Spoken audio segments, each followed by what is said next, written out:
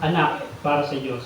At ayun ang nagpapakita na handa silang mag-commit sa Diyos sa pag-aalaga sa kanilang anak at pagtuturo sa kanilang anak na lalo pang malapit sa Diyos.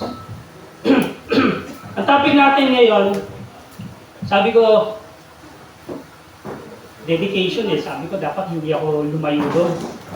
Kasi ako yung na-assign, kataon, ako na-assign. Pero sabi ko, hindi dapat tayo lumayo. Nakakatuwa, na binigyan tayo ng wisdom ng Diyos. At napakaganda ng topic natin ngayong araw. Sobrang haba niya actually. Kaya mapapansin nyo, hindi na nag-sharing, saglit lang nag-sharing. Kasi alam nila na si Kuya Mike, sobrang haba niyan. Kaya hinati ko na, sabi ko may dedication, hatiin ko na sa dalawang part. At tumatagal, siyempre, 1 week pa lumipas, lagi ko pinag-iisipan yung message. At habang tumatagal, humahaba. Sabi ko sana matapos ko yung part 1, wag na magkaroon ng part 1B. Dahil sige iksi na natin kung hanggang saan tayo. Pero nakakatuwa. So, pinag-pray ko rin, sabi ko sana hindi maging maingay yung yero. Kasi sabi ko, binabantayan ko yung kanina pag-isip ko, ang hinanap ko agad, nasaan na yung bagyo, saan ang daan ng bagyo. Tinatansya ko yung alas 9, alas 10, yung service natin. Ako, lapit siya sa Cavite. Actually, yun yung pinakamalapit nitong bagyo sa Cavite ng ganitong mga oras. Sa totoo lang, tignan nyo, itrack nyo hanggang mamayang hapon. So mamaya, bukas ng umaga, so dahil may pasok na, maaraw na yan. So, nakakatuwa na binigyan tayo ng magandang panahon ng Diyos. Tama ba? Ako, sabi ko, makikipag-kompetensya ako sa ingay ng yero eh. Tinanggap ko na yan, pero sabi ko, Lord, napakaganda ng mensahe. Huwag niyong hayaang ma-distract yun ng ingay ng ulan. At tignan nyo naman, di ba? Makikisama ang panahon sa atin. Naniniwala ba kayo may gagawin ng Diyos ngayong araw? May gagawin ng Diyos. Nananampalataya ako, hindi lang basta naniniwala. Kasi ang topic natin ngayon. Bago tayo mag-opening, introhan ko lang. Hindi, balik mo. Kaya may animation yan, di ba? Okay yan. Sino, nakita na kasi, no? Ano yung nandun sa kanan ko? Ano yung nakikita nyo? Jaja. Kasi to, recitation to. Jaja. Ano yung, sa tingin mo, ano yung picture na yun? Lungs. Lang, tama, kasi kalahati lang, no? Kapag dalawa, lungs nyo. Lang. Huwag niyong muli na lang, kasi yun yung bumibigay sa atin ng buhay, lungs. Then, ang favorite ko, si Toto. Puno, tama. May pagkakahawig di ba? Kasi yung lungs, tao, likha ng Diyos, at yung halaman, likha ng Diyos. Makikilala natin kung paano kumilos ang Diyos, at paano mag-isip ang Diyos sa mga nilikha niya. Kung paano niya dinisenyo ang mga nilikha niya. Amen ba doon? Amen. Kung ikaw minsan nahihirapan kang evaluate saan nga ba ako nakadesenyo para saan ako, mas madaling maintindihan yung kalikasan. Minsan mas mahirap maintindihan yung sarili natin Tignan mo kung paano hindi pinapabayaan ng Diyos sa mga halaman. Tama? Kumpleto, siksik, sagana ang biyaya ng Diyos, marirealize natin lahat yan. Kasi, kagaya natin ng plants, ay likha ng Diyos. Sige, kasi yun ang pag-uusapan natin. Let's pray. Lord, maraming salamat sa napakagandang araw na to. Bagamat merong bagyo, hindi ito naging hadlang. Pinaparamdam niyo sa amin. Pinaparamdam niyo sa amin yung pag-iingat niyo. At Lord, nandito kami, makikinig muli ng mensahe niyo. Ako, Panginoon, ay tagapagsalita lamang. Itago niyo ako sa inyong likuran. Huwag akong makita, kundi kayo, Panginoon. Ipuin niyo ang aming mga puso. Sumibol ito, lumago hanggang sa aming mga isip. At mapakita namin ito sa aming bawat ginagawa. Sa inyo namin tinatas ang lahat, tinatanggap namin, tiniklaim namin dahil walang imposible sa pangalan nyo. Sa pangalan ng Panginoon Kristo, magiging matagumpay ang araw na ito sa bawat isa. Ingatan niyo, Panginoon, yung mga paparating at makahabol sila sa mensahe na gusto niyo iparating sa bawat isa. Sa inyo namin tinataas ang lahat. Sa pangalan ng Panginoon Kristo, Amen. Yun, pag sinabing plant, ang naiisip natin, ako, sa Bible kasi, lagi ang napag-uusapan. Kasi noon, next slide. Yan. Kasi noon, wala pang mga engineer noon eh, wala pang mga, di ba? Wala pang mga profession na ano noon eh, di ba? Tama ba? Wala pang mga vlogger noon eh. Ang mga profession noon, kung hindi, ang trabaho no, kung hindi magsaka, mangaso. Hindi yung aso, yung sabihin, hunter o farmer. Mangingisda. So pagkakaiba nun, ang farmer, nagpo-cultivate. Dahil sabi niya, pag binasa niyo yung message, nag-aalaga, nagpapalaki, nagpapayabong, nagpapalago. Kaya yung farming, kala natin, all about plants. Puno, crops, hindi. Actually, yung pag-aalaga ng mga hayop ay farming din. Pagpa-farm din yon, guys. Kasi pinapalaki nila, inaalagaan nila. Tama? Yun yung kaibahan sa nangangaso. Kasi nangangaso, biglang may dumaan dyan. Di ba? Ayan, sabi ko lulutuin na. So, yun yung pagkakaiba. At nakakatuwa kasi lagi yung, pag binasa mo ang Bible, dahil yun yung panahon nila, lagi yung tinatakal kahit si Jesus Christ, yung tungkol sa pagtatanim. Tama ba? Napakaganda kasi, actually, yung Pilipinas, agricultural country siya. Tama ba? Kaya nakakalungkot na pataas ng bilihin, pataas ng bigas, ang presyo ng bigas. At para makontrol yon, nag-aangkat tayo. Kasi once na hindi mag-angkat, tataas lalo ang presyo. Kasi mababa ang supply, ang tendency yung mga ang presyo. So para tumaas ng supply, dahil mataas ang demand, nagkaangkat sila. So mga kawawa, anong kawawa? Mga magsasaka. At dahil gano'n ang sitwasyon ng magsasaka, wala nang kabataang gustong magsaka.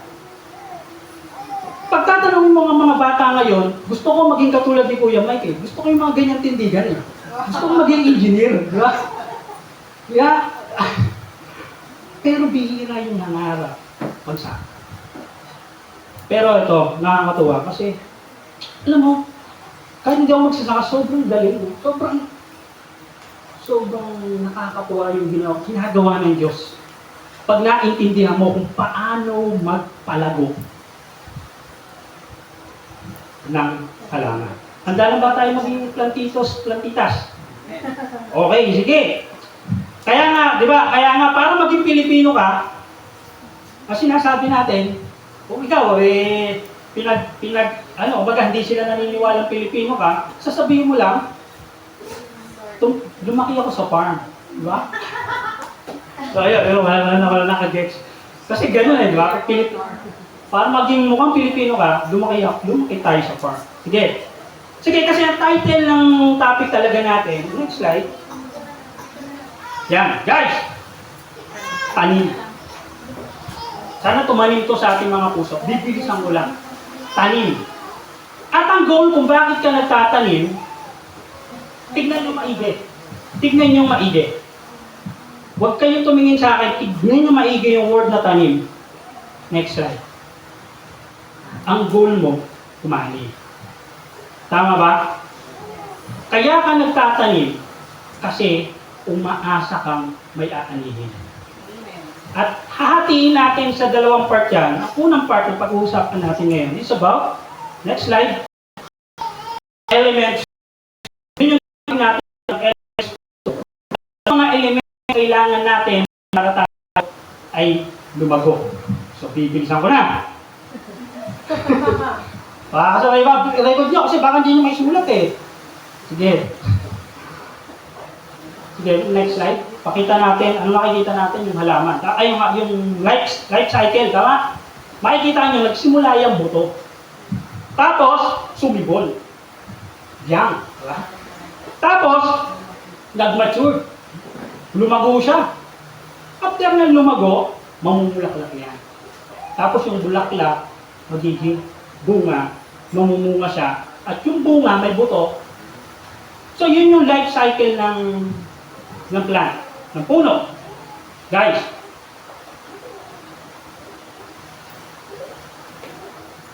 Kuya Arvin, sa life cycle niya, kung ihahambing sa'yo, kung halaman ka, nasaan ka na dyan? Kuya Arvin. Doon ka na sa nabubulok, hindi ba? Hindi naman gano'n. Sana. Hala. Yun, doon sa young plant. Young plant, sumisibol. Okay. Sige, yung iba dito, si Toto, saan ka dyan?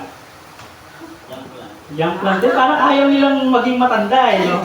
Sige, okay lang yan. Sige, ang pag-uusapan natin is, next slide, elements to grow. Okay, next slide. Ano nakikita niyo? Jordan, anong nakikita mo? Invisible. Ha? Medyo mababa recitation ng mga last last semester. Buhay ka. Sumisibol. Ito, sa picture na yan, makikita nyo na dyan yung elements na pag-uusapan natin. Ano yung sa tingin mo kailangan ng halaman para lumago o mamunga? Sa'yo rin. Base sa picture, ano nakikita mo kailangan ng halaman? Walang coaching. Tubig. Kasi nakita niya basa yung lupa. Tama? Galing sa'yo rin. Toto. Lupa. Ang galing din ni Toto, di ba? Lupa. Kasi nakita niya. May basa. Ano yung basa yung lupa? So lupa. Tama si Toto. Ang galing na. Si Lottie. Fertilizer. Okay, malamang may fertilizer. Medyo natakpan lang siguro ng lupa. Hindi ko alam. Baka transparent yung... Natunaw na. Magaling ka talaga ng magsaka siya eh. Si Justin. Hindi. Ano ka lang. Hindi lang kami ng komento mo. Hindi, masasagot. Justin. Ano yung sa tingin mo nandiyan sa picture na kailangan ng halaman para lumago? Ano? Sinag ng araw. Galing ni Justin, di ba? Galing. Sige, ano pa? Meron pa ba tayong nakikita? Okay, tama lahat ng sinabi niyo. Actually, yun ang pag-uusapan natin. Tama siya. Lupa, tubig, fertilizer, nutrients, no? Sinag ng araw. Sige, pag-usapan natin yan. Ang unang kailangan ng halaman para lumago, kagaya natin. Next slide. May 5 elements tayong pag-uusapan. At ang number 1 na kailangan mo para lumago, light. Kagaya ng halaman, liwanag. Sabi sa Bible, sige, next slide. Ayan. Sabi sa Bible, salita mo'y isang tanglaw na sa akin ay patnubay. Sa landas kong daraanan, liwanag na tumatanglaw. Ang Word of God, ang salita ng Diyos, ay liwanag sa ating daan. Tama ba?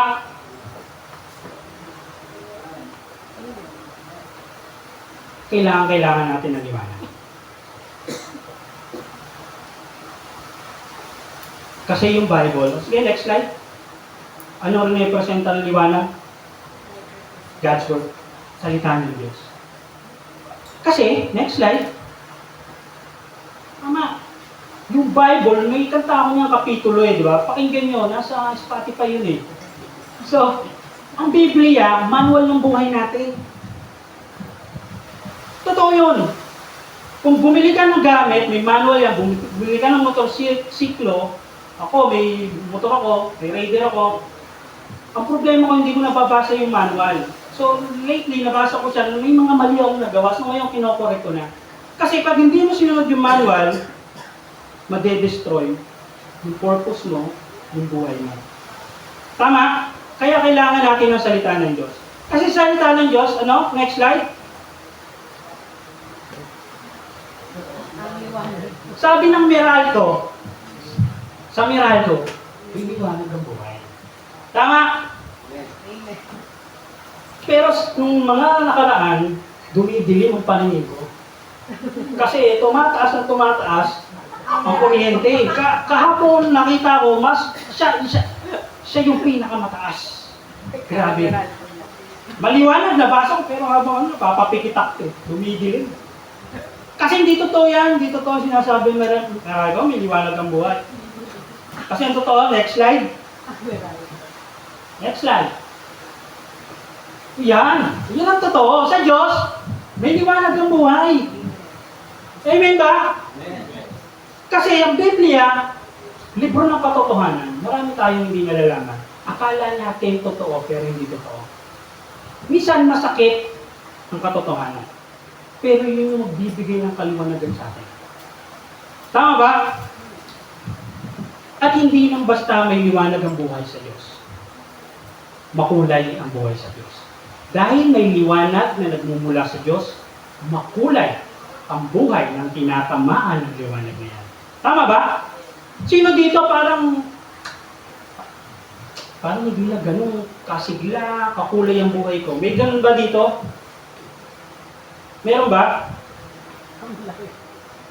Parang paulit-ulit na lang. Parang gigising ako para kumita ng pera, tutulog ako para makapahinga at kumita ulit ng pera. Minsan na lang ako magkaroon ng time sa asawa ko, sa anak ko. Yung ngiti ko, kapraso na lang kahit nagjo-joke ang partner ko kasi sobrang, meron ba napapabuntog niya na lang? Pero eto, guys, kung nararanasan natin etong mensahe nito para sa inyo. Kasi, next slide.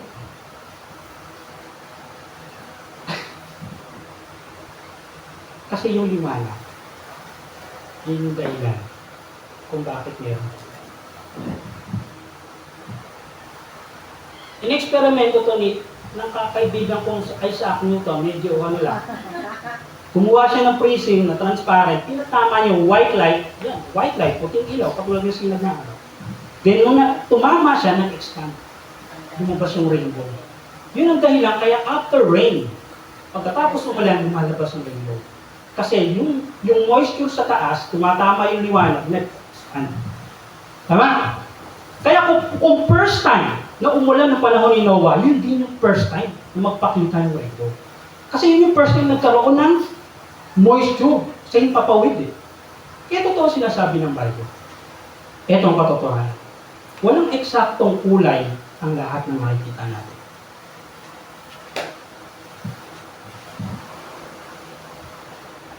Even pink to, hindi talaga to.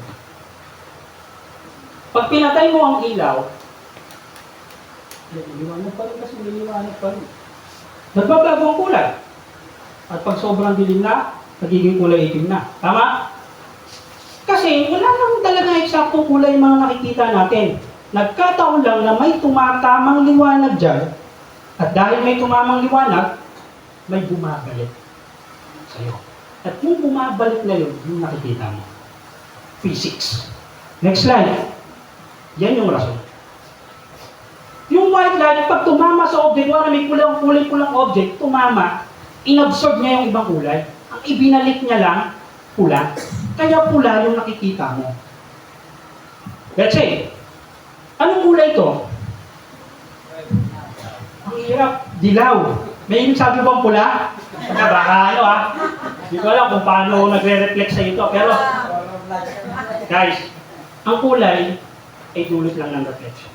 Dahil may tumamang liwanag sa kanya. Nagkataon na yung object na to, ina-absorb niya yung ibang kulay. Ang ibinabalik niya lang yung dilaw. Kasi sabi natin yung white light, naglalaman niya ng iba't ibang kulay. So yung tumama sa kanya yung white light, inabsorb niya yung iba. Ang ibinalik niya lang, pula. Kaya yung nakikita mo, dilaw. Kaya nakikita mo, dilaw. Kasi yun lang ang binabalik niya at nagre-reflect sa mata mo. Yung kulay ng buhay ay nakadepende sa kung anong liwanag ang tumatama sa buhay mo. Kapatid. Next slide. Tama ba? The use of kulay of your life are determined by the quality of light that illuminates it. Kapatid, baka kaya wala ng kulay ang buhay mo, wala ng tamang liwanag na tumatama sa buhay mo. Hello? The reason why, bakit mainit pag kulay itim ang suot at pag puti hindi ganun kainit? Totoo yun. Bakit? Kasi pag kulay pula, pag kulay itim ang suot mo, ano nangyayari? Ina-absorb niya lahat ng light, nako-convert into heat. Pero pag puti ang suot mo, mas maliwalas kasi rinireflect niya halos lahat ng light. Kaya ilan lang yung heat na nako-convert from light, kaya hindi siya ganun kainit. Yun yung rason kung ba't mas mainit kapag kulay itim at pag puti mas maliwalas. Nakadepende yun. Yung kulay, nakadepende saan? Sa liwanag na tumatama sa. Kung paulit-ulit ang buhay mo, baka hindi mo lang naiintindihan kung ano yung gustong sabihin ng Diyos sa'yo. Kahit ang gulong paulit-ulit yan, mukhang paulit-ulit, paikot-ikot, pero umuusad. Minsan kulang lang ng liwanag. Kulang lang ng paliwanag. At ang magpapaliwanag sa atin, yung mismong Biblia. Amen? Amen. Okay. Next slide. Sabi diyan sa 1:8-12, muling nagsalita si Jesus sa mga tao. Sinabi niya, sabi ni Jesus, ako ang ilaw ng sanlibutan. Ang sumusunod sa akin ay magkakaroon ng ilaw sa kanyang buhay. At di nalalakad sa kadiliman. Guys, sabi, ang sumusunod kay Jesus Christ, kasi si Jesus Christ, ang ilaw ng sanlibutan, hindi nalalakad sa kadiliman. Kailangan natin si Jesus Christ. Nalulungkot ako, kasi may mga reliyon na hindi naniniwala sa New Testament. At iba ang pagkakilala sa Panginoong Jesucristo. At tinitignan ko, paano na nga lang kung ganun? Alam mo, napakahirap unawain ng Biblia. Kung sa Bible, kung Old Testament lang ang magiging basis natin, napakahirap maunawaan ng Diyos. Parang napakamudi ng Diyos. Galit, mabait, bigla. Sa totoo lang, puro gera ka, sigurado. Gusto mo digmaan. Tingnan. Medyo may yabang tayo. Kasi ako ang bayan na pinili ng Diyos. Medyo gano'n. Tingin mo sa iba, hindi. Sa akin, the New Testament, sobrang importante. Para mabalanse at makilala talaga natin ng Diyos. Ang purpose na ni Jesus Christ, ipakilala ang Panginoon sa tao. Kaya sabi diyan, si Jesus Christ, ilaw. Kaya pag wala si Jesus Christ, pag wala yung New Testament, ang hirap intindihin ang salita ng Diyos. Amen? Kaya pag binasa natin yan, pag binasa natin yung John 8:12, inaalala ko lang kasi unang number 1 pa lang to.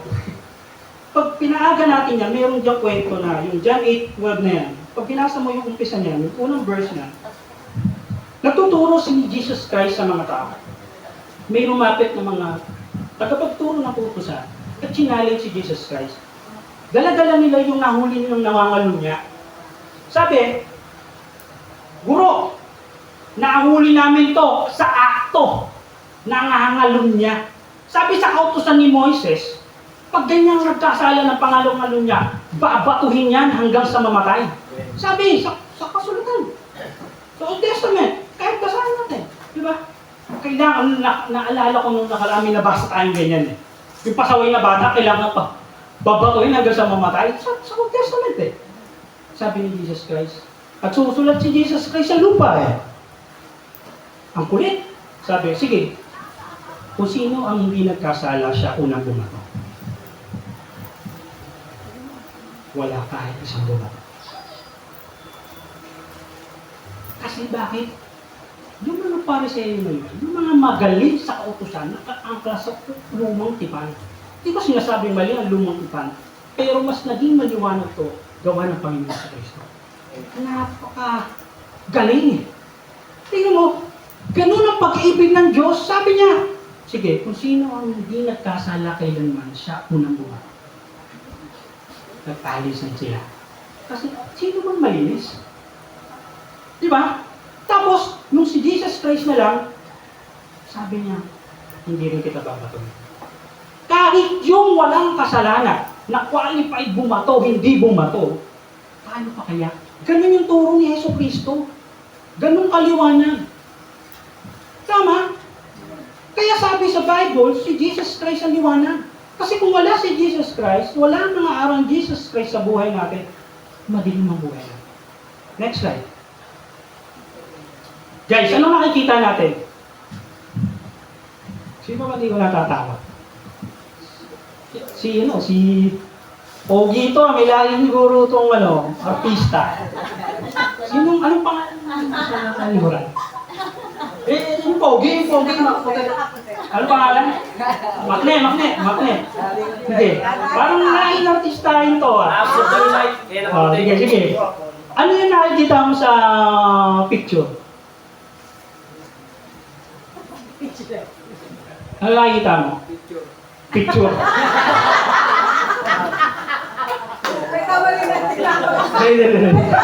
Sige.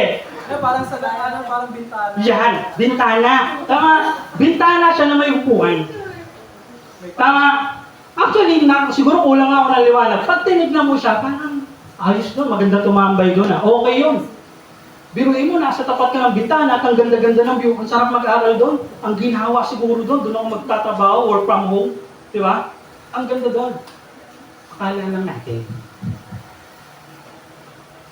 Minsan, kailangan talaga natin. Para yung mga akala natin, matanggal na. Alam natin ang puti, pati. Next slide. Akala lang natin.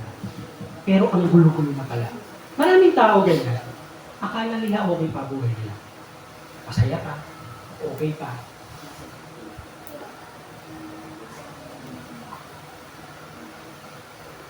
Pero hindi magtatago sa kaibuturan ng ating mga pagkatao na may kulang, na may mali.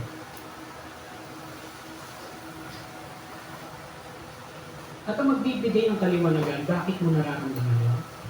Ang salita ng Diyos. Akala ko dati, okay lang ako. Wala naman akong ginagawa. Hindi naman ako pumapatay ng tao. Hindi naman ako nanluloko ng kapwa. Sumusunod naman ako sa magulang. Mabuting tao ako.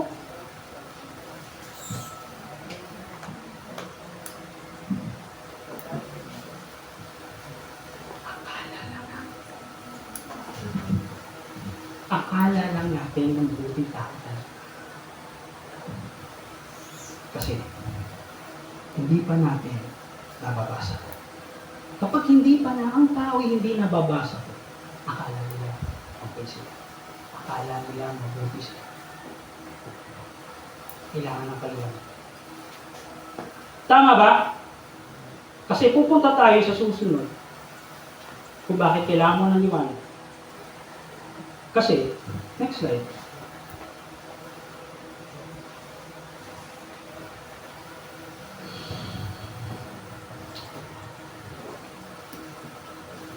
Sino dito naglinis sa madilim?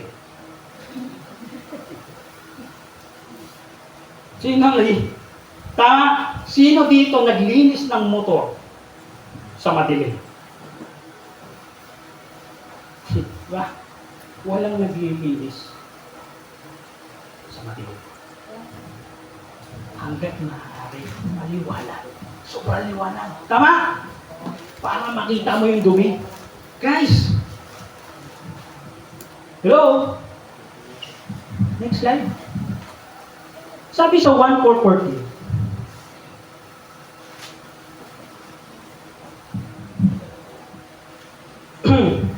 Ngunit ang sino mang uminom ng tubig na ibibigay ko sa kanya, sabi ni Jesus Christ, kung sino man ang uminom ng tubig na ibibigay ko sa kanya, ay hindi na muling mauuhaw kailanman. Ang tubig na ibibigay ko ay magiging batis sa loob niya at patuloy na bubukal at magbibigay sa kanya ng buhay na walang hanggan.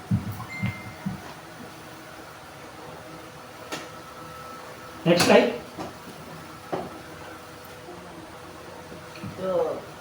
Kasi yung water, nire-representa niya. Bakit kailangan mo ng tubig para lumago? Nire-representa niya. Sino? Si Jesus Christ, ang tagapagligtas. Guys, makinig kayo. Next slide. Sabi niya, di ba? Sabi sa Roma 10 verse 9, kung ipapahayag ng iyong bibig na si Jesus ay Panginoon, at buong puso kang sasampalataya na siya muling binuhay ng Diyos, maliligtas ka. Sino ang mga naligtas na dito? Taas ang kamay ng mga naligtas na. Parang nagdadalawang musin tayo. Sino dito ang naniniwalang naligtas na siya? Taas ang kamay. Namay.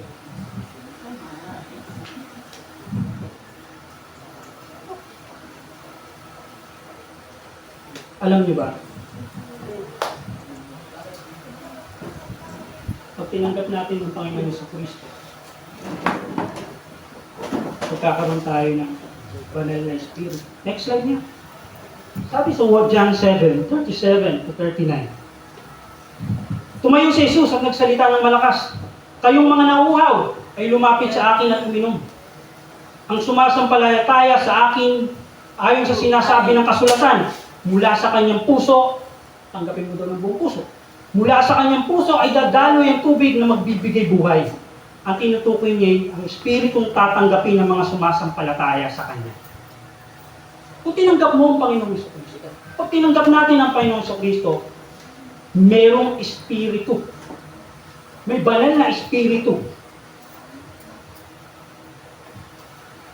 na magagay sa atin. Tama? Mama.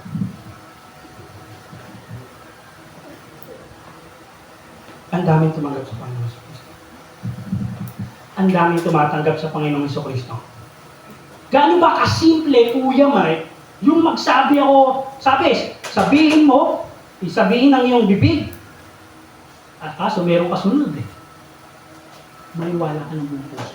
Manampalataya ka ng buong puso. Ayun ang sabi, para maligtas ka.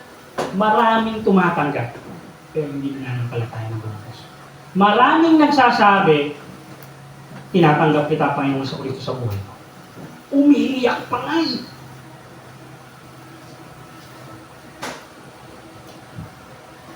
Pero walang presensya ng banal na Espiritu.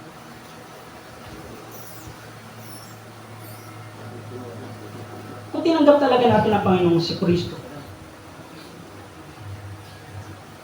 pagkakaroon ng pagbabago.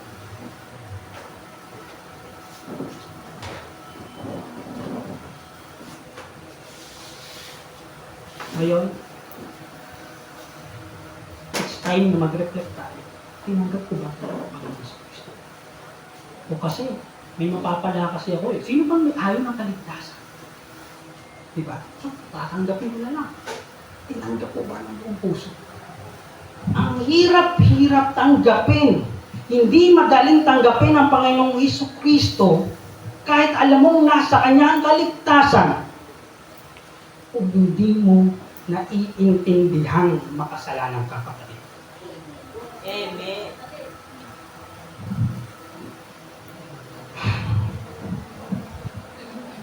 Kapatid, requirement to.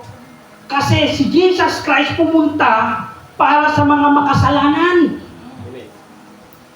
Ang problema sa ating mga Kristiyano, tinatanggap natin ang Panginoong Kristo pero hindi natin tinatanggap na tayo'y makasalanan.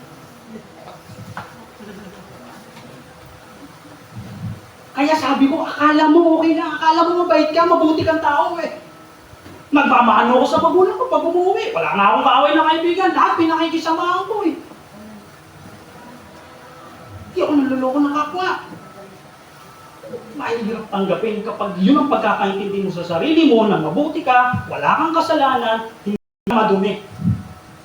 Saka mo lang tatanggapin na kailangan mo ng liwanag, na kailangan mo maglinis kasi madumi ka.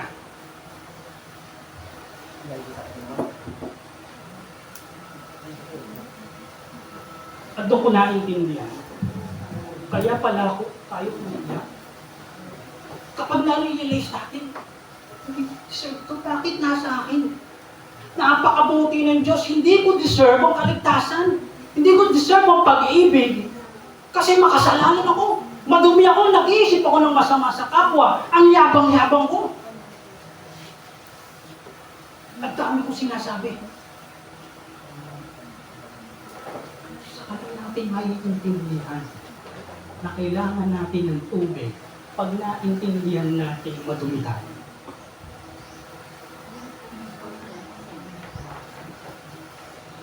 Ang hirap magbago kapag ka alam mo hindi mo kailangan baguhin. Pwede naman yun eh, di ba?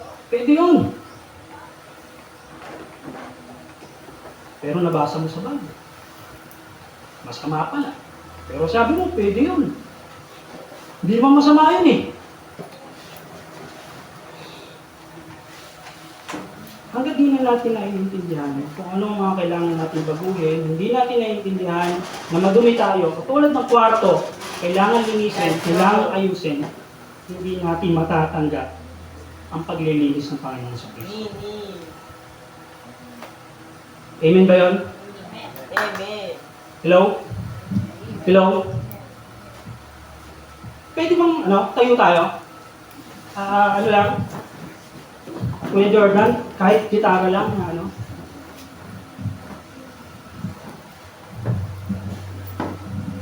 Gusto ko lang, Mike, na pinakamaganda at pinaka-precious na pwede mo matanggap bilang isang tao ay ang kaligtasan mula sa Panginoon sa Kristo. Amen. Mag-isip ka ng pinakamahalaga sa'yo, mas mahalaga pa yan dyan. Profesyon mo, kinikita mo, hanap buhay, magulang, anak, mas mahalaga ang kaligtasan mula sa Panginoon sa Kristo. Amen. At kailangan natin maintindihan makasalanan tayo. Yes. Makasalanan ka. Makasalanan tayo. Hindi para i-down ka, kundi para maintindihan mo at mabuhay sa'yo yung pangangailangan mo kay Jesucristo. Tradisyonal lang kasi yung pagtanggap kay sa Panginoon sa Kristo, pero iba yung naintindihan mo, iba yung nabuhay sa'yo. Totoo nga, kailangan ko ang Panginoon sa Kristo sa buhay. Hindi ko kayang lumakad sa liwanag. Hindi ko kayang magbago kung wala ang Panginoon sa Kristo.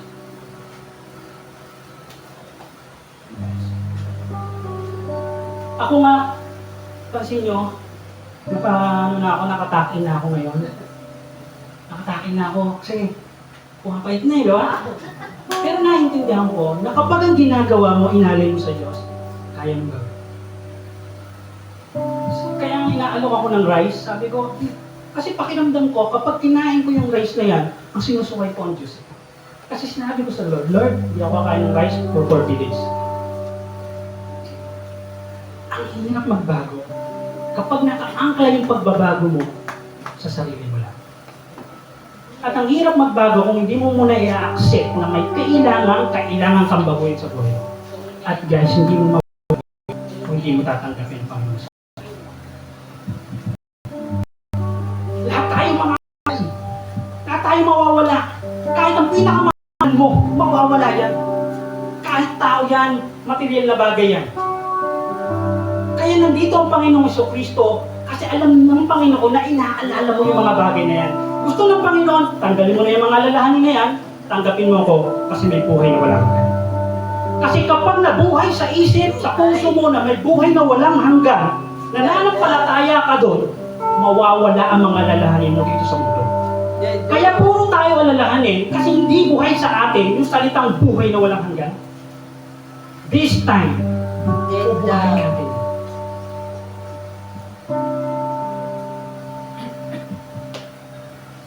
Pwede niyo akong samahan sa panalangin. Hindi ito sa pilitan. Sabi, Baby. kailangan mong tanggapin kailangan bigkasin na yung bibig. Baby. At hindi lang yun, kailangan kang manampalataya ng buong puso. Tatanggapin natin ang Panginoon sa Kristo. Pwede bang pumikit tayo? At sumabay kayo sa maiksing panalangin? Hindi ito sa pilitan. Pero, ito ang pinakakailangan natin. Sumabay, sumunod kayo. Panginoon. Sabihin niyo, Panginoon. Panginoong Jesucristo. Batid kung ako'y makasalanan. Sa katunayan, hindi ko deserve yung buhay na walang hanggan. Pero Panginoon, naintindihan ko ang matagal nang hinahanap ng puso ko. Yung buhay na walang hanggan. At nabasa ko, naintindihan ko yung Biblia na ang buhay na walang hanggan ay magmumula sila. Panginoon, pumasok ka sa aking buhay. Pumaling ka sa aking puso. Sumibiro ka hanggang sa aking isip. Umagos ka hanggang sa aking kaluluwa. Ikaw ang maging sentro ng aking buhay, Panginoong Jesucristo. Tinakita, Diyos, tagapagligtas ng aking buhay. Malahang ka sa aking puso. Sisikapin ko na baguhin yung mga dapat kong baguhin. Dahil may liwanag na. At may tubig na maglilinis sa aking buhay. Sa iyo ko tinataas ang lahat. Sa pangalan mo, Panginoong Jesucristo. Amen. Pwede na tayo po. Amen.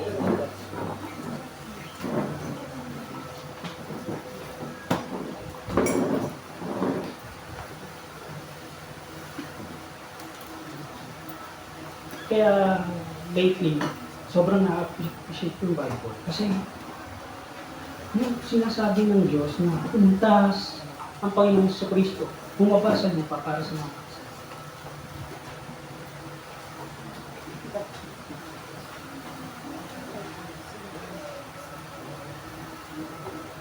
Kaya yung ibang Pariseo, sabi niya, bakit daw nakikisama siya sa mga makasalanan? Kasi yung mga Pariseo, akala nila mabuti sila. Kasi yung Pariseo na nagpako sa Panginoong Jesucristo, akala nila mabuti sila. Kaya nakakatakot pag akala mo mabuti ka. Naging mabuti lang tayo kasi may mabuting Diyos na nag-i-inspire sa atin na kumikilos sa buhay. Amen.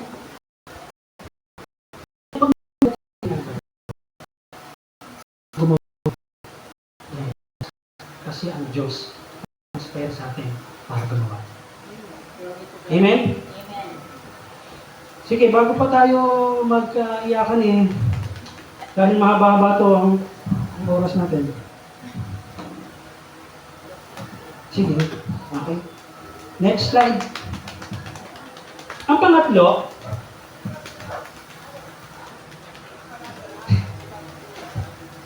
wala nakasagot dito kanina no? Kasi may hangin, tama? Kapag walang hangin, mamamatay ang halaman. Kasi dala-dala ng hangin yung kailangan niya. Ano yung kailangan niya na nasa hangin? Dahil may engineer tayo, nakasama dito. Di ba? Arvin, ano ang meron sa hangin? Oxygen. Oxygen, saka? Oxygen. Saka? Hydrogen. Nitrogen? Hydrogen. Tama naman eh. May nitrogen, may oxygen, at may kung ano-ano pa. At isa doon, carbon dioxide. Yun yung talagang kailangan ng hangin. Carbon dioxide. Hoy! Carbon loading, di ba? Sa totoo lang, bakit ganito? Hindi, yung sa mga sabi-sabi lang, yung pag may carbon, yung ano, yung carbon, yung part ng mga fairings ng motor, sa carbon, okay. Carbon dioxide. Sa amin, ako, as an engineer, nagtuturo ko. At kami sa property management, sobrang hindi bago sa amin tong carbon. Dahil ito ngayon yung problema ng daigdig, yung carbon emission.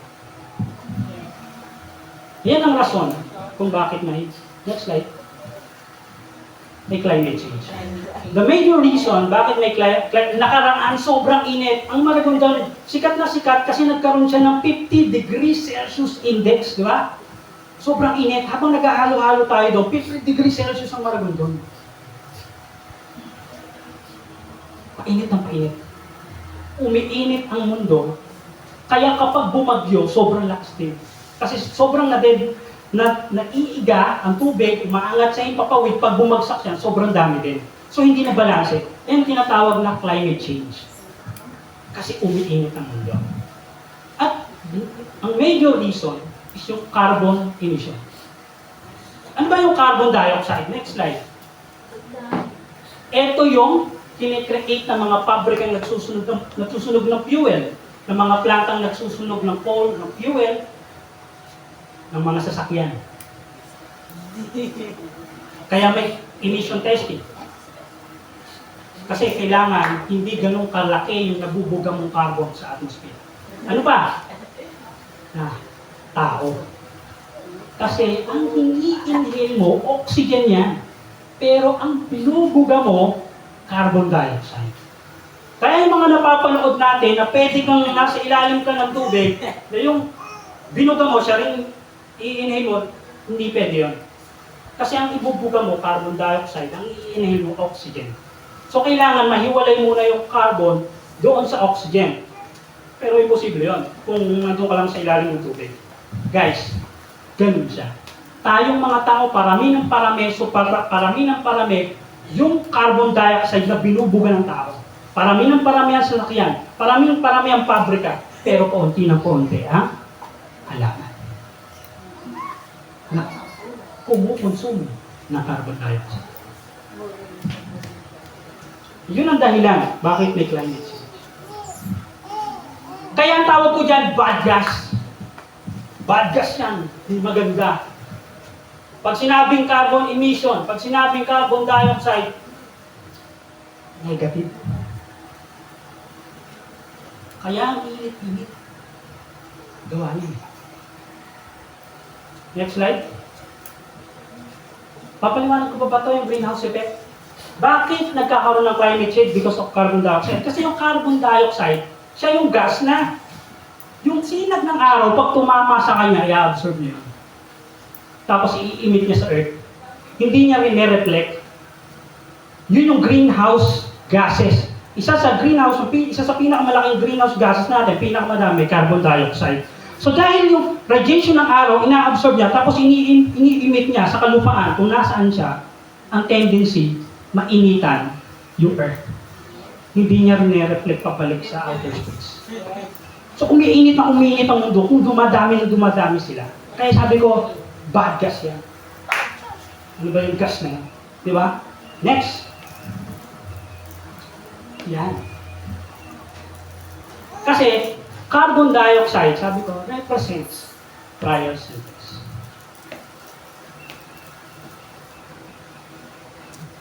Kasi yung trials, saka yung testing, yung hardship, negats yan. Diba? Negats, ang hardship. Ayaw natin nahihirapan eh. Ayaw natin na may pagsubok. Sino dito bibigyan ko ng pagsubok sa buhay? Taas ang kamay. Bibigyan ko mamaya ng pagsubok sa buhay. Lumapit sa akin mamaya. Kung bibigyan ko ng 1,000, lalapit kayo. Pero kung pagsubok sa buhay, sigurado hindi kayo lalapit. Tama ba? Isipin mo si Willie Revilla may pagsubok sa buhay ang pinamimigay. Sigurado hindi tatauhin yun eh. O bigyan ng bigyan ng sakit yan. Diba? O bigyan niya ng sangkatutak na utang. O bigyan niya ng tapyasan siya ng yung tanggalan ng trabaho. O isang wala, paano naman yun? Hindi bigyan ng jacket eh, di ba? Tanggalan ng jacket siguro yung mangyayari. So, walang may gusto niya? Tama ba? Kaya namin trial, Sergeant. Di ba? Parang sa mga memes natin, di ba? Pag-blessing. Blessing. Pag-hardship. Wala, ganun yun, di ba? Sa mga memes. Sige, next slide. Yan. Kanina, di ba? Kanina, sabi natin, ito yung lungs, ito yung puno. Tama. Parte tayo ng kalikasan. Alam mo, kung may asawa ka, ito dapat maisip natin eh. Kung gaano kahalaga yung asawa mo, o girlfriend mo, boyfriend mo, ganun din kahalaga yung puno at halaman sa iyo. Kasi, guys, tignan mo yan. Next slide. Kasi nag-i-emit tayo ng carbon dioxide, yung halaman kailangan nyo yun. So, i-absorb nyo yun. Pero, ang ibubugay niya naman, oxygen. Yung oxygen, kailangan natin. Diba? Guys, ganyan. Dumisenyo yung Diyos. Kaya may na-release siyang oxygen kasi may natatanggap siyang carbon dioxide. Kaya hindi totally masama yung carbon dioxide. Kinukulang lang tayo ng magkukonsume ng carbon dioxide. Tama? Guys, nakakaano pa ba? Medyo biology, chemistry, mathematics, algebra, calculus. Parang ganito. Pupunta na tayo doon Gusto ko ma-realize ito. Bakit kailangan ko sabihin ito? Kasi gusto ko maintindihan natin kung paano kumilos sa Diyos sa mga likha niya. Kasi kapag nakita mo kung paano gumagana yung mga nilikha niya, nilikha ng Diyos, doon maiintindihan kung paano ang pamamaraan ng Diyos. Guys, hello?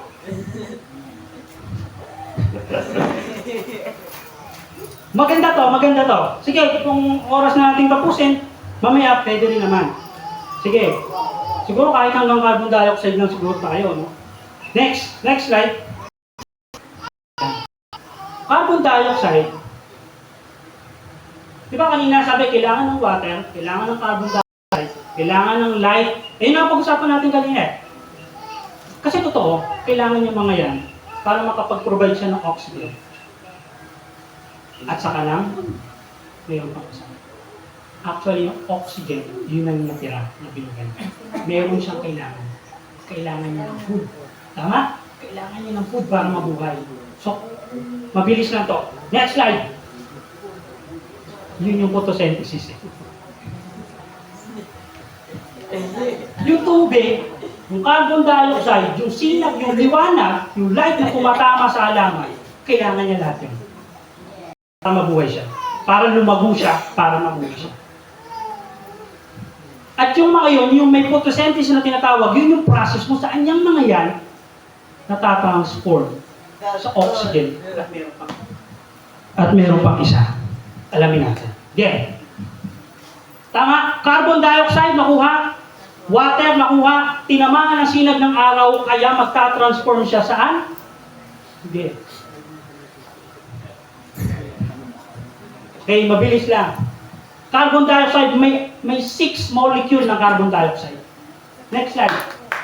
Water, may 6. Next slide. May 6 molecule of water, H2O. Pag yan nagsama, tinamaan na sinag ng araw yan, Magta-transform yan saan? Sige, balik mo. Ilan ang carbon na nakikita nyo? Yung C. Ilan? 6. Tama ba? 6. Yung C times 6, di 6. Oh, next. Tapos yung oxygen, ilan? Ilan ang oxygen? 6 times 2, 12. 6 plus 6, 18. Ay, sorry. Hindi pala, hydrogen muna. Ilan ang hydrogen? 12. Tama, 12 ang hydrogen. Okay, next. Sige, ano pa? Oxygen na lang. Ilan ang oxygen? 18. Tama? 18. So next. Pero makikita mo, 6 lang ang napunta dito. Ang tawag mo dyan sa molecular formula na yan, ang tawag dyan, next, sugar. Glucose. Ilan yung natira? Ilan yung natira? Doon sa oxygen, kasi 6 lang. Ilan? Tama si Pastora. 12. Tama, 12 ang natira. Kaya yung natirang oxygen, yun yung inimit niya sa atmosphere na nalalanghap ng tao. Next. Yun yung 12. Next. Next. Next. Yun yung oxygen. Ibig sabihin, next slide, ang napoproduce, gawa ng sunlight, carbon dioxide at water, oxygen na kailangan mo, at sugar. Next slide. Glucose. Next slide. Next slide. Sabi natin, yung carbon dioxide, masama siya. Hindi siya maganda. Kaya sabi ko, represent niyan, pagsubok, trials, testing. Kasi hindi maganda yan. Mukha lang hindi maganda. Next slide. Pero kailangan niya ng halaman para lumago. Kasi yun yung kailangan niya para magkaroon siya ng sugar. Ng food. At yung glucose na yan, yung sugar na yan, ang dahilan kung bakit matamis ang bunga.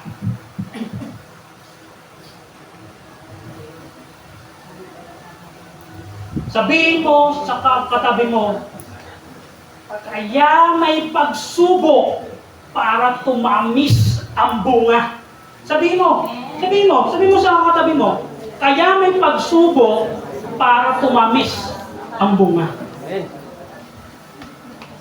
Next slide.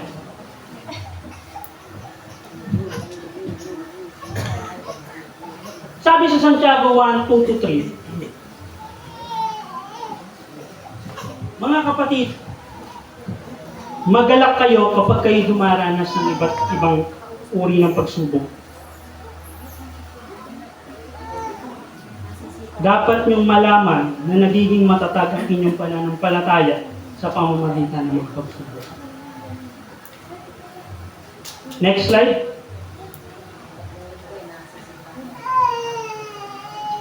Mga minamahal, sabi sa 1 Peter 4:12-13, mga minamahal, huwag na kayong magtaka sa mabibigat na pagsubok na inyong dinaranas na para bang ito'y pangkaraniwan.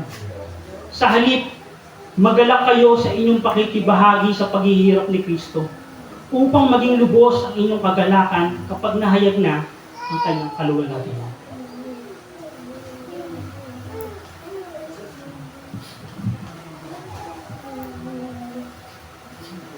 Sige,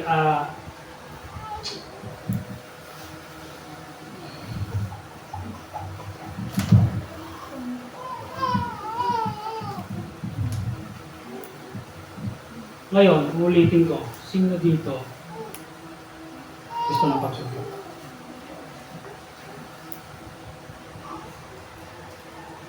Kapatid, kahit hindi mo gusto, kailangan. Yun, inisay mo ng Diyos. Ganun tayo inisay mo ng Diyos. Madalas yung pagsubok, pagkagawan mo yun. May mga Kristiyano na kapag may pagsubok, sinisisi pa ang Diyos. Sa totoo, pinahintulutan ng Diyos yun. Para lumakas ka, para matuto ka. Pero hindi ibig sabihin, siya ang gumawa ng problema mo. May time na talagang sinusubok tayo ng Diyos. Pero maraming time na tayo nagkikreate ng problema natin. Pero again, pinahintulutan ng Diyos yun para matuto tayo. Kailangan natin yun para lumago. Kailangan natin yun para mamunga kagaya ng halaman. Tama ba? Amen. Siguro dahil tumatagal tayo, 5 to, papaktawan ko, pwede naman sa susunod na preaching yun eh. Yung pang-4, papaitsin ko lang, pupunta tayo sa conclusion agad para, ano. Sige, next slide. Mahaba kasi pag ako marami akong ano eh. Next slide, ang kailangan space. Espasyo. Bakit? Ha? Okay lang? Next slide, ang kailangan mo para lumago, space. Bibilisan ko lang. Marami sa atin, ito ang problema. Next slide. Dapat may linulook forward ka. Gusto mo lumago, pero wala kang linulook forward. Pag nagtanim ka ng halaman at gusto mo lumago, ilalagay mo yan sa maluwag. Kung saan ine-expect mo, ganun siya lalaki. So may linulook forward ka. Ang problema sa ating mga Kristiyano, nawawala ng pag-asa. Next slide. Sabi sa Kawikaan 24:27, ihanda mo muna ang iyong bukid para mayroong pantiyak na pagkakakitaan bago pa magtayo ng bahay at matatag na tahanan. Kaya sabi ko, space preparedness. Next slide. Yan. Sabi dito, Kawikaan 21:31, ang kabayo na ihahanda para sa digmaan, ngunit tanging si Yahweh ang nagbibigay ng tagumpay. Totoo naman eh, di ba? Kahit ano naman preparation gawin natin, kung hindi naman papahintulutan ng Diyos na magtagumpay ka, wala din. Tama ba? Right. Ito ngayon ang tanong ko. So, ibig sabihin ba tayo mga nasa worship team, hindi na natin kailangan mag-practice? Magdasal na lang na magdasal tayo at iasa natin sa Diyos yun. Hihiling na lang tayo, Lord, pagandahin mo yung tugtugan bukas. Marami kang matouch na buhay. Lord, bigyan mo ako ng magandang buhay. Kahit wala tayong ginagawa. Kasi sabi, sa ending, kahit anong gawin mo, ang Diyos pa rin ang magbibigay niyan eh. So parang pwede mong sabihin ganun. So pwede wala na akong gawin. Hingin ko na lang sa Diyos kasi sa Kanya rin naman yun eh. Siya rin naman mag-decide. Pero eto, pinag-aral tayo ng mga magulang natin. Hindi tayo makakapagtapos kung hindi tayo tinutusan sa pag-aaral. Yung iba sa atin yan. Pero hindi doon natatapos yun. Kailangan mong ipasa yung mga exam. Kasi, kailangan, tama, both side. Ang Diyos, saka ikaw. Ikaw, gawin mo yung trabaho mo, ang Diyos na ang bahala sa iba. Ganun siya, ganun kumilos, ganun ang pamamaraan ng Diyos. Guys, next slide. Ito. Nung ako bata pa, parang pag sinabi ko, sino kung ako'y bata ko, parang ay matanda na ako. Pero, lumaki kami sa tabing dagat. At yung kami, trabaho namin, para magkapera kami, para rin minsan may maiulam kami sa bahay. Ang ginagawa ko, alam ni Maki yan eh, nanghihingi ako ng isda sa tabing dagat. Kasi, diba, babara yung mga bangka. Pag bumara sila, may mga isda yan. Hihingi kami sa mga isda. Tapos sumasampa kami kapag wala sa buhanginan, pupunta namin yan sa dagat, sasampa kami sa bangka. Hingi ako ng isda. At eto, may time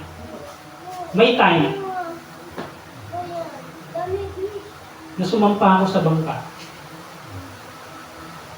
Wala akong lalagyan. Sabi sa akin mo, o sige, madaming isda. Nasa lalagyan mo? Wala akong dalang lalagyan. Marami sa ating gano'n. Ibibigay naman ng Diyos. Kaya ibigay ng Diyos. Kung ay posible sa Diyos, ang problema, tayo, wala tayong lalagyan. Walang espasyo. Hindi natin binibigyan ng espasyo para mag-improve. Hindi tayo naglalagay ng space para gumaling. Kaya nakakalungkot kapag nagsasalita ka sa unahan pero wala kang desire na mag-improve. Na para bang ang isip mo, Hanggang dito lang kasi talaga ako eh. Ito lang ako eh. Nakakalungkot na yung ministry natin tumatakbo pero nawalan na ng pag-asa. Nawalan na ng interest na mag-improve. Kasi okay na, hanggang dito lang kasi talaga ako eh. Wala na tayong nilalagay pang espasyo para lumago. Tinutuldukan mo na. Kahit gusto ng Diyos, kahit magdasal tayo ng magdasal at gusto ng Diyos ibigay yan, kung wala kang lalagyan kapatid, hindi yan malalagyan.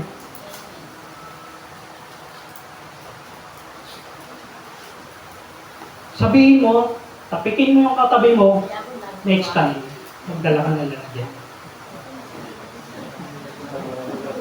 Ito, next time, lakihan mo yung lalagyan. Kuya Mike, ako dahil kung wallet. Tama ba? Sige, next slide. Sabi ni Samuel Smile, the companion of power and the mother of success, for whoever hopes strongly possesses the gift of miracles within them. Ibig sabihin, walang imposible sa taong may pag-asa, sa taong umaasa. Ako nakikita, yun ang number one na problema natin. Walang nagbibigay ng space para mag-improve. Ako every time, pinapanood ko yung preaching ko eh, pagkakatapos. At lagi ko napapasin, ito lang, may mali, dapat ganito, dapat ganyan. Kaya pansin nyo, nagdala na ako ng ganito eh. Kasi napansin ko dati, lingon ako ng lingon. Parang hindi maganda lingon ako ng lingon. So, piprint ako ng note. Kasi, I expect something na, hindi ako hanggang doon lang eh. Dapat yun tayo, hindi lang tayo hanggang dito lang. Hindi dahil para gumaling ka kasi hahanga sa'yo, pero ang pinapapurihan mo ng Diyos eh. Dapat todo, dapat mahusay, dapat magaling. Hindi pwede na.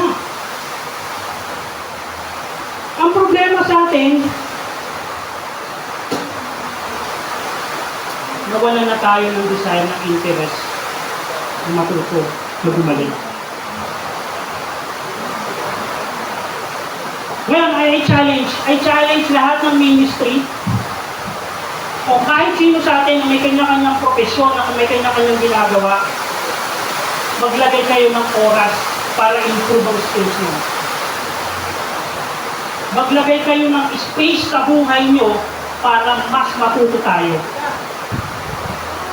Kasi kahit anong dasal mo, walang mangyayari kung hindi ka nakikipag-cooperate sa Diyos. Amen ba yun? Sige, next slide. Yung next slide natin, number 5, tatalakayin ko to sa second part, yung good soil. So, punta na tayo sa conclusion. Conclusion. Yan. Tinatawagan ko na yung music team.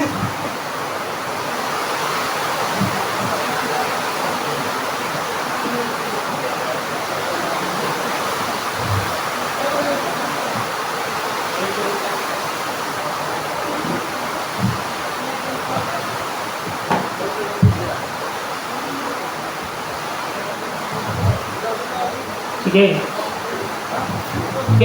Since matatapos na tayo, since may dedication time na.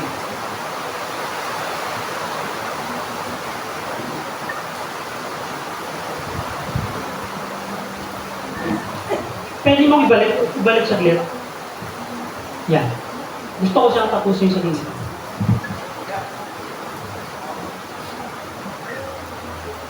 Prayer is a two-way communication.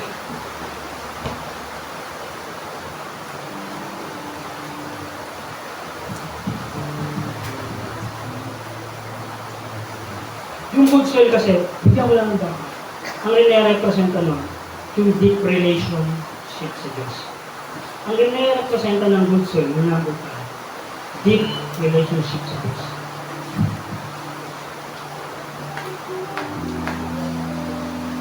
Pwede ba tumayo tayo?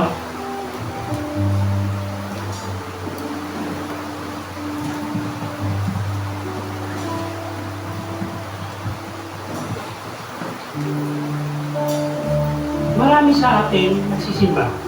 Yes. Lagi nagsisimba. Marami sa atin kinukonsidera ang Panginoong Jesucristo na Diyos. Bata pa lang tayo, alam na natin yun. Pero ayoko masayang yung oras na to dahil nakaupo lang tayo, nakikinig lang tayo. Gusto kong maintindihan natin. Gustong maintindihan, mapaintindi ng Diyos na kailangan may malalim na tayong relasyon sa Diyos. Kailangan deeply rooted. Kaya gano'n na lang tayo kadaling mahatak ng daigdig eh. Kasi hindi nakabaon ang ugat natin ng malalim sa Diyos. Masyado tayo nahahatak ng karangyaan, kasikatan, na kung ano-anong mga bagay na ending, hindi naman yung talaga yung magpapasaya sa atin eh. Hindi naman talaga yung bibigyan ng kapayapaan at kapanatagan sa buhay natin eh. Lalo na dumadami ang alalahanin natin. Lalo natin inulubog ang sarili natin sa kapighatian. Akala natin doon tayo sasaya, pero sinasabi ko sa iyo, ang Diyos, ang Panginoong Jesucristo, ang relasyon mo sa Kanya, doon mo matatagpuan ang kapayapaan, kapanatagan, at kasiyahan sa buhay. Glory to God. At bawat isa sa atin, gusto ng Diyos mag-reflect this moment.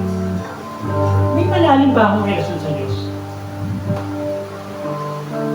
Ako, kahit ako nagsasalita, ini-question ko yung sarili ko. And this time, tanongin natin sarili natin, may malalim ba talaga tayong relasyon sa Diyos?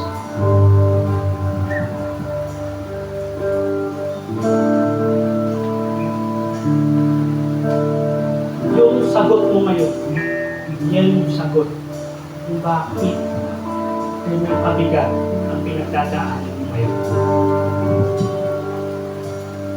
Kung bakit ang mga nakaraan mo sa katutakang mali, sa katutakang kasalanan. Marami sa atin wala pang malalim na relasyon sa Diyos. Lahat tayo nagdadasal. Kahit yung hindi pala simpa, nagdadasal yan. Pero yung dasal, two-way communication. Nagbibigay lang tayo ng oras sa Diyos kapag bakante tayo, mali. Huwag kang Hindi lang free time. Hindi ganun. Kailangan mo maglaan ng oras sa Diyos. Kung ang trabaho, kung anong pinagagawa natin, ay nakakahadlang sa pagsamba sa Diyos. It's time na dapat i-manage natin yan. Hindi pwedeng yan ang humadlang kasi yan magiging kapighatian yan sa ending. Hindi habang buhay malakas tayo. This time, mag-reflect tayo, may malalim ba akong relasyon sa Diyos? Nakaangkla ba ang buhay ko sa araw-araw sa sinasabi ng Biblia? Naintindihan ko ba na makasalanan ako at tinanggap ko ng tunay ang Panginoong Jesucristo?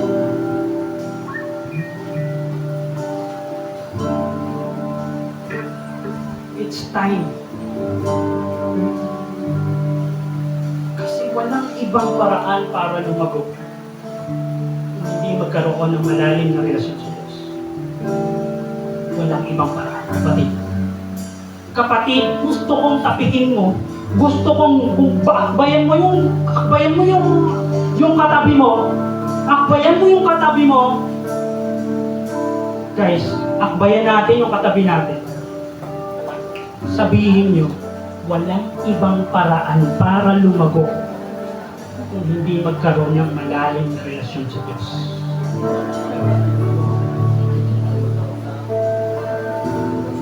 Sabi ni Solomon ng last preaching, alam ko na masyado tayong attracted sa mundo. Sa magarang sasakyan, sa magarang bahay, sa magandang profesyon, sa kasikatan, sa karangyaan, sa pagiging iisipin ng ibang tao sa akin. Pero lahat yan hindi magbibigay sa iyo ng kapanatagan. Okay, hindi yan masama, maganda yan. Pero yan ay pwedeng maging daan para lumayo tayo sa Diyos. Again, hindi masama yan. Pero kung lalo lang lumulubog sa alalahanin ng buhay mo, Guys, this time, kailangan natin mag-repent. Ginawa mo na lahat para ma-achieve yan, pero lalo ka lang gumugulo. Nakukuha mo nga, pero lalo lang gumugulo ang buhay mo. Lalo lang umihirap ang buhay mo. This time, kailangan natin mag-repent. Kailangan natin ng redirection. Kailangan natin ng restoration. Hindi kita matutulungan. Ang makakatulong sa iyo, kapatid, ay ang Panginoong Hesus, ang Diyos. Hindi mo mamamanage ang anak mo, si LJ, si Kaiser, kung hindi nila i-dedicate ang buhay nila sa Diyos, i-dedicate ang anak nila sa Diyos. Ang pinakamagandang regalo mabibigay natin sa ating kapwa, especially sa ating anak, kung mailapit natin ito sa Diyos. Amen. Ang magandang mabibigay mo sa sarili mo, ilapit mo ang sarili mo sa Diyos. Magkaroon ka ng relasyon sa Diyos. Kung paano ka nakikipag-usap sa girlfriend mo, ganun yung relationship. Siya yung sumbungan mo. Pinapakinggan mo siya. Ganun siya. Guys, samahan niyo ako sa panalangin. Lord, maraming salamat sa napakagandang topic, sa magandang mensahe nito. Tunay na ang paglago ay hindi sa amin basta lamang magmumula. Ito'y magmumula sa biyaya niyo, sa guidance niyo, sa inspiration na binibigay niyo sa amin, sa mga testing na nagpapalakas sa amin, at sa desire namin na mag-improve, na lumago, na matuto. Lord, nakakatuwa, Panginoon, na yung mga tinuturo mo sa amin, tunay na pumapasok sa aming buhay, nakaka-relate kami. Dahil this time, napakabigat mabuhay sa daigdig. Ang daming distraction. Pero simple lang naman ang gusto namin, Panginoon, ang tunay na kasiyahan, tunay na kapayapaan, kapanatagan, kasiglahan ng buhay. At walang ibang makakapagbigay sa amin yon kung hindi kayo. Ang relasyon namin sa inyo, ang tunay na makapagbibigay ng Lord. At Lord, muli, nire-restore namin ang relasyon namin sa iyo. Ibinabalik namin ang buhay namin sa iyo. Lord, alam ko hindi nagkataon na ito ang mensahe. Lord, kiniklaim ko na hihipuin mo ang puso ng bawat isang narinig. Amen. May itatanim ka sa kanila. At pag-uwi namin, pag-alis namin sa lugar nito, magninilay-nilay yun, sisibol sa aming isip. Araw-araw yun, gigising sa aming natutulog na desire na purihin at sambahin ka. Lord, kiniklaim namin, ibubuhos mo ang iyong banal na espiritu sa bawat puso na naririto. Amen. At ito ang simula at hindi dito matatapos. Gigisingin mo kami bawat araw na may pagkahangad na sampay na magkaroon ng relationship. Sa inyo namin tinataas ang lahat sa pangalan ng Panginoong Kristo. Amen. Amen.